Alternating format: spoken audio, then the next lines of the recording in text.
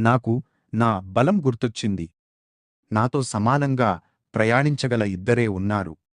ఒకరు నా తండ్రి వాయుదేవుడు, మరొకరు నా గురువు సూర్యదేవుడు.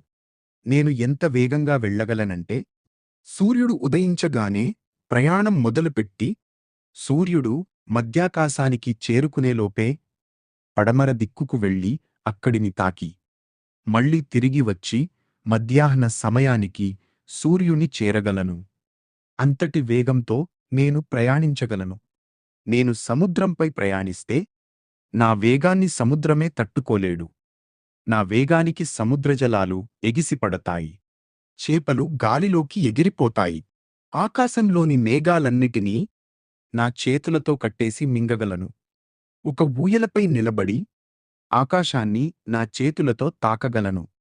పర్వతాలపైకి ఎక్కి వాటితో ఆడుకుంటూ చూడగలను. మొత్తం భూమిని దర్శించగలను.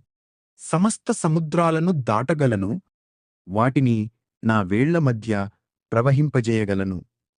నేను ఎంత శక్తివంతుడినో ఇప్పుడు గ్రహించాను.